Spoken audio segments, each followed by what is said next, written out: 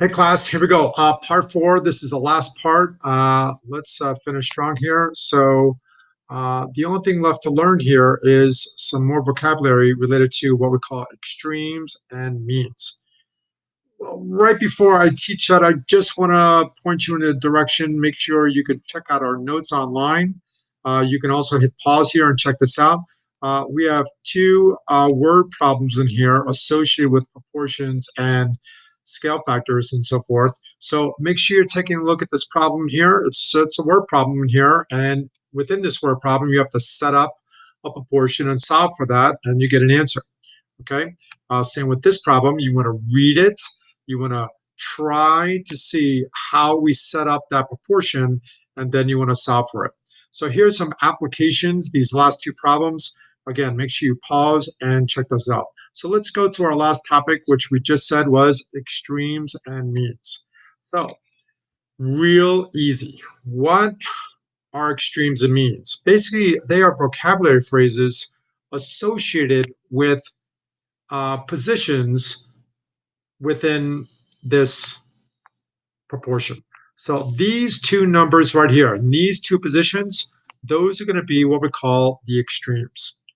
The two numbers in these two positions, they're going to be associated with the vocabulary phrase means.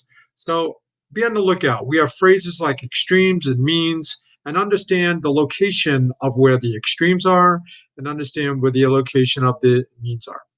So we're about to do a few extra problems in here, solving for some means. Notice those are the means. In fact, later on we'll learn this is what we call a geometrical mean. And so this is in the position of the means. So let's solve for this. The algebra behind this is a little more sophisticated. We have to be comfortable with radicals in our calculator. So let's see how we solve for this. The same technique as before. It's cross product. So I'm going to go 4 times 9 is 36. X times x is x squared. So when I solve for this, it is x equals the square root of 36. And technically that it's plus and minus 6. So be on the lookout when you take the square root of both sides. That's going to give us a plus and minus square root of 36. So there's two answers here. One of them is 6. The other one is negative 6. Later on, when we do some geometric problems, we'll only use what we call the positive root. Only 6 will be the answer. We'll toss away negative 6. For example, if I had a side of a triangle, well, sides can't be negative, so the negative 6 is not going to work in that context. So for now, just be on the lookout for that. Here, let's do the next one here.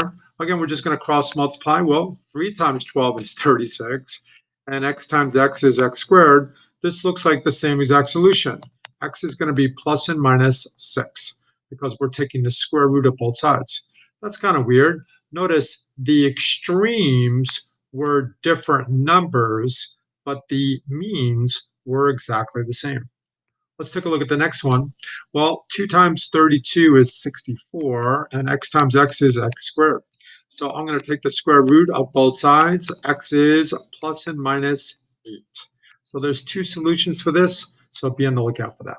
So we just found the means. The means were these numbers right there.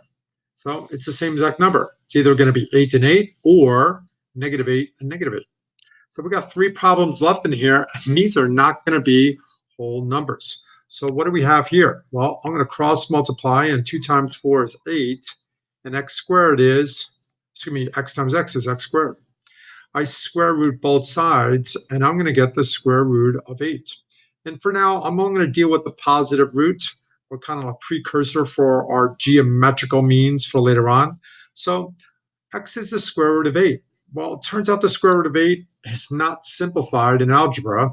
This actually turns out to be 2 radical 2. If I'm going a little too fast for you, that's because now you have to really understand all the stuff that we learned back in algebra related to simplifying radicals. So for now, understand that you're going to have to get a lot of review help with simplifying radical 8 into 2 radical 2.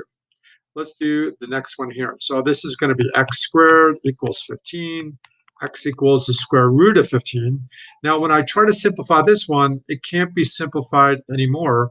We just leave it as the square root of 15. Again, I'm only using the positive root right now, not the negative one. And the last one here, we're going to have x squared equals 20. X equals the square root of 20. And this one does simplify. This one turns out to be 2 radical 5. So I know you're probably itching to use your calculator on some of these. I guess you kind of use your calculator for now, but your radical skills really have to be reviewed and brushed up on so you can start to leave stuff in some more sophisticated forms. So that is extremes and means. Notice we were solving for the means right there. All right. This is another page in the notes, and it just has more examples of where the extremes and means are, but I just taught it. All right. I'll see you back in class.